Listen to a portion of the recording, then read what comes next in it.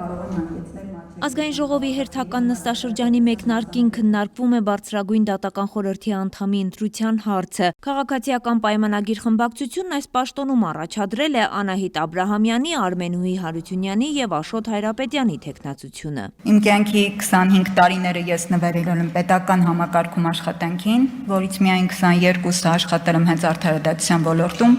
Ի պաշտոն է իրականացրել կամ մասնակցել եմ մասնագիտական գործունեությունից բխող մոտ 40 իրավական ակտերի մշակման աշխատանքներին, ըստ որում եւ քաղաքացիական, եւ քրեական, եւ վարչական ոլորտներում գտնում եմ, որ Բարձրագույն դատական խորհրդի գիտնական կամ այլ հեղինակավոր իրավաբանների եւ դատավորների միջև պետք է ստեղծել փոխգործակցության արդյունավետ հարթակ։ Հաշվի առնելով այն հանգամանքը, որ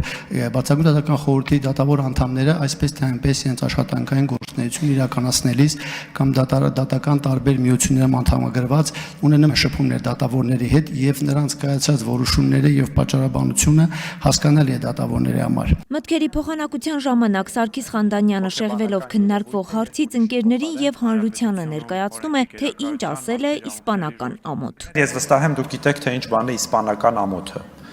Երբ ուրիշի փոխարեն հոգեբանական երևույթ է, երբ ուրիշի փոխարեն ամաչում ես։ Մի բան է իսպանական ամոթը, մեկ այլ բան է իսպանական ամոթը Իսպանիայում։ Իսպանիայի Վալենսիա քաղաքում Եվրոպական ժողովրդական կուսակցության համագումարի շրջանակներում Ռաֆի Հովանիսյանն ու Հայկ Մամիջանյանն են ստիպել իսպանական ամոթ զգալ։ Այս մասին падգամավորը չբարձրաձայնել չի կարող, ասում է։ Համագումարի մեկնելուց առաջ մենք իմացանք, որ մի քանի падգամավորներ Եվրոպական պարլամենտի անդամներ որոշել են Հայաստանի վերաբերյալ բանաձև ներկայացնեն համագումարի դատին, մասնավորապես բանաձևը խոսում էր Հայաստանում ժողովրդավարական առաջընթացի, մարդու իրավունքների, օրենքի գերակայության բնագավառում։ Ահա այսպիսի բանաձև, որը շատ դրական լույսի ներքո է ներկայացնում Հայաստանի Հանրապետությունը, բայց հասնելով Վալենսիա եւ մասնակցելով կոնգրեսին, մեր եվրոպացի գործընկերները տարակուսած մեզ մոտենում էին եւ ասում էին, որ ձեր հայ գործընկերները ուզում են, որ բանաձևը դուրս բերվի այս համաժողովի օրակարգին։ Ահա այս պահին առաջ է գալիս այդ իսպանական ամոթը։ Մարտի 29 ազգային ժողովի ճեպազրույցում քաղաքացիական պայմանագիր խմբակցության անդամ անվտանգության մշտական հանձնաժողովի նախագահ Անդրանիկ Քոչարյանը վիրավորել էր լրագրող Հռիփսիմե Ջեբեջյանին։ Ուստի խորհրդարանական ընդդիմությունն առաջարկում է ստեղծել падգամավորական էթիկայի հարցերով հանձնաժողով падգամավորի պահվածքն ուսումնասիրելու համար։ Հիմնավորում որպես կարող եմ ներկայացնել երկու խմբակցությունների, պատիվ ունեմ եւ Հայաստան խմբակցությունների ներկայացված հիմնավորումը այն մասին, որ այս անհրաժեշտությունը առաջացել է 2025 թվականի մարտի 20-ին ազգային ժողովի միջանցքում ցուցաբերած ազգային ժողովի падգամավորի վարքը քննելու համար։ Քննարկումը թեժ է, Թագուհի Թովմասյանի ելույթն առանց միջադեպի չընթացավ։ Մենք շատ դեպքերում ենք թերացել, երբ որ Արթուր Հովհաննիսյանը եկել էր ու իրեն խուլիգանի պես էր պահում մարդու իրավունքների պաշտպանության հանձնաժողովի նիստի ժամանակ, ճիշտ եք ասում, որ լրեք, որ մենք այդ ժամանակ չենք ստեղծել էթիկայի հանձնաժողով, ճիշտ եք ասում։ Անջատեք խոսափողը Տիկին Թովմասյանի։ Տիկին Թովմասյան, կարող եք հետևել իմ հրահանգներին։ Պարոն Արշակյան, այստեղ ես կանգնած եմ, դուք անջատում եք իմ խոսափողը։ Այս ինչ վարք է ընդհանրապես։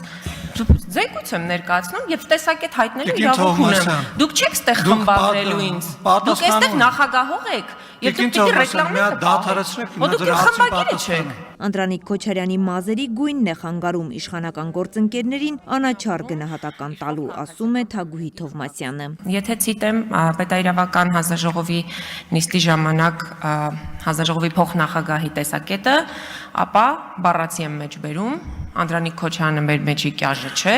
որ միայն իր հարցով ստեղծենք հանձնաժողով։ Քաղաքացիական պայմանագիր խմբակցությունը դեմ է падգամավոր Անդրանիկ Քոչարյանի վարքագծի վերաբերյալ ժամանակավոր էթիկայի հանձնաժողովի ստեղծմանն առաջարկելով ստեղծել կայուն ինստիտուցիոնալ հանձնաժողով։ Այս գործընթացը եթե սկսենք, այն կարծես անընդհատ բաց շղթա է լինելու, ինչի արդյունքում միշտ մեծամասնությունը ունենալու է ավելի մեծ հնարավորություններ եւ անհավասար պայմաններ է ստեղծվելու։ Միևնույն ժամանակ, ինչպես արդեն նշել ենք, մենք հիմա էլ նախաձեռնում շարունակել ենք էթիկայի մշտական հանձնաժողովի ստեղծելու գործընթաց եւ մենք այս հարցը քննարկել ենք համատեղ ձևաչափով, որպեսզի անդրադառնանք հանձնաժողովի պարիտային հիմունքներով ձևավորմանը, գործունեության չափանիշներին եւ կանոնակարգին։ Անդրանիկ Քոչարյանն է արձագանքում, ընթերցելով Facebook-յան սեփական գրառումը։ Անշուշտ, ես շատ լավ հասկանում եմ, որ որոշ ընդդիմադիր գործիչներն ու նրանց շահերը սպասարկող մի քանի լրագրողներ փորձում են խոսքից իմաստուն ենգափոխել։ Լարվածության նոր առիթ ստեղծելու իմ անունը շահարկելու նպատակով, սակայն համոզված եմ, որ տհաճ ափսոսանքի արժանի միջադեպը ես գրել եմ հաջորդ օրը։ Չէր դառնա հանրային քննարկման առարկա, եթե գնահատականներ տվեին մեջբերումը, որ ես արել եմ ձեր սիրելի հոգևորականի ասածից։ Ի վերջո 28 կողմ 47 դեմ ձայների հարաբերակցությամբ որոշումը չընդունվեց։ Արևիկ Սարդարյան, Արմալուր։